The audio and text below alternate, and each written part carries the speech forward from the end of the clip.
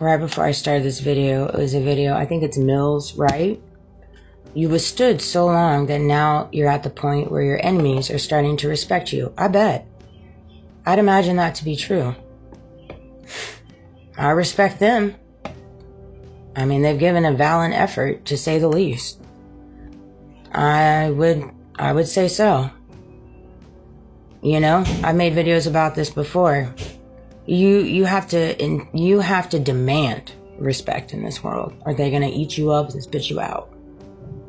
So if you want respect in your name, own it. Own it. And, you know, it came to me last night. Every single body entangled in this little situation, this little simulation, this little Truman Show.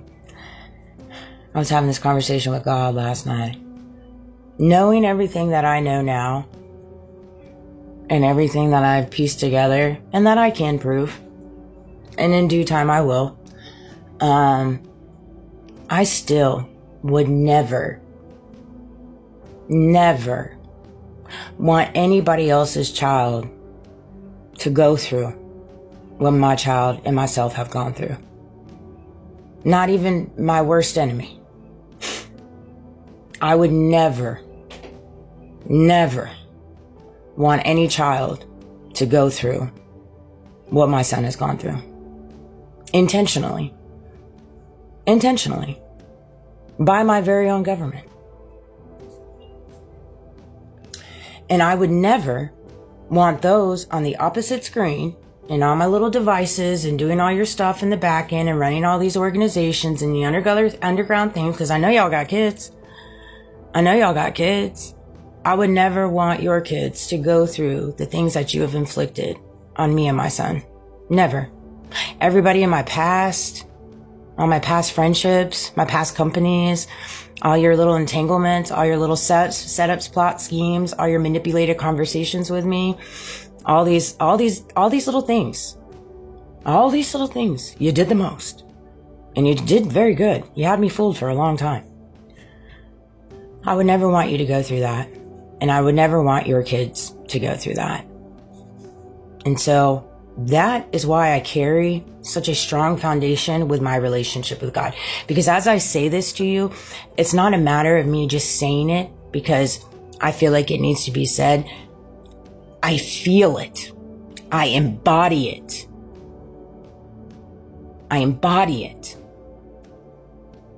And the only way for change in this world is to be the change.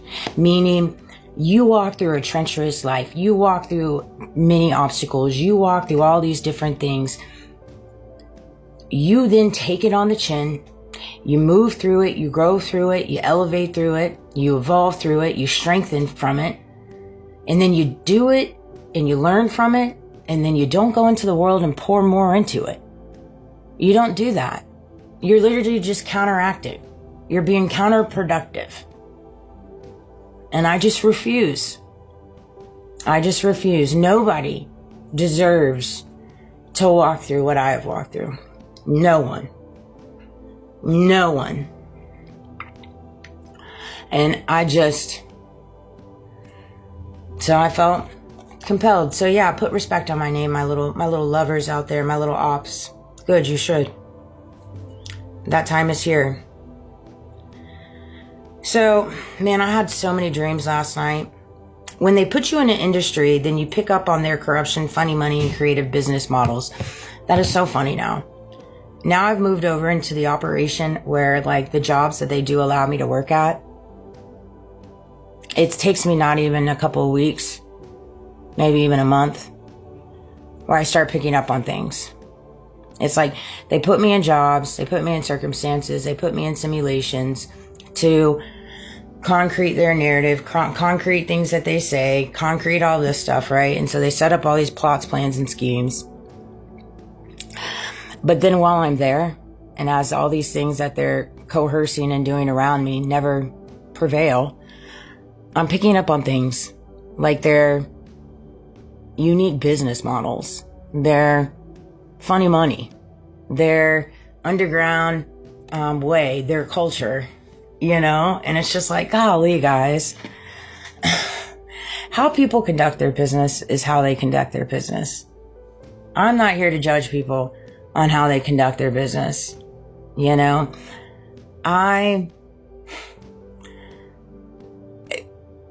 How people choose to operate and how they choose to make a living for themselves and create a name for themselves is between themselves and God.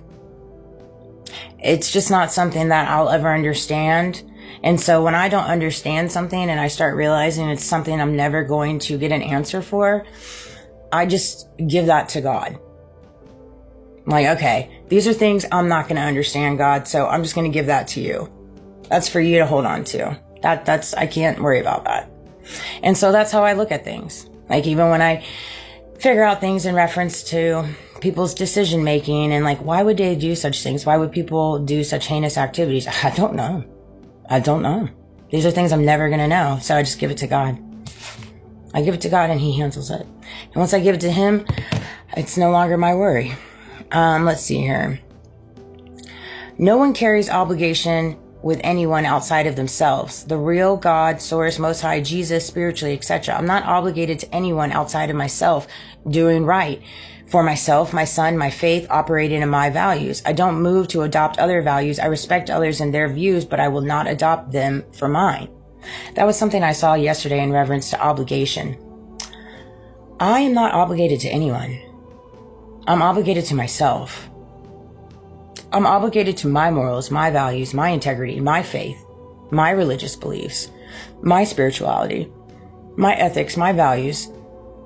I'm obligated to my son, and I'm obligated to do right by my family's name, but I'm not obligated to do anything outside of anyone. Now, I will appreciate and respect people and their viewpoints and this and that, but it doesn't mean that I have to adopt them for mine. We're all entitled to believe and feel and think what we think. Nobody can take your thoughts away. We give them away so freely. We really, really do. And it's crazy to me because it's like, no, I don't understand. We have to get away from giving people your thinking space. Be a free thinker. Feel how you feel. Be obligated to yourself. You have to adopt to be obligated to yourself. Once you start adopting the reality of being obligated to yourself, you start moving and operating in that. And it's very easy because, and I say it's very easy, I shouldn't say that because it's not easy. It takes a lot of work. So I do apologize for that. But what I mean to say is, once you get to a place where you can start adopting your own thoughts, your own opinions, your own feelings, your own morals, your values, your integrity, all this stuff, right? And then you can start recognizing that the only person in this world that is going to have your back, stand with you 10 toes down, is yourself, your higher self, which is being led by God, the Holy Spirit, your consciousness. And that's it. And so when you truly recognize that and embody that, then you start realizing, why am I giving all these different things in my life space and space in my head and my thoughts when they don't deserve it? They don't deserve it. That's what they want. We live in a world right now where we so easily get sucked into looking to get validation from anything and everyone outside of you. And you're just not here to do that. You're here to feel validated in yourself as you are right now, right where you're at. Whether you're living at your parents', whether you are working 3 jobs and you still can't afford your rent, whether this or that, fill in the blanks. You're right where you're supposed to be. You're right where you're supposed to be. I can guarantee you that. Particularly if you're moving with a humbled heart and you're a good person, God is proud of you. And he's proud of who you are. He's absolutely proud of who you are. And so I love you guys. I hope you have a great day. I'm going to work on some stuff, but until next time, I love you.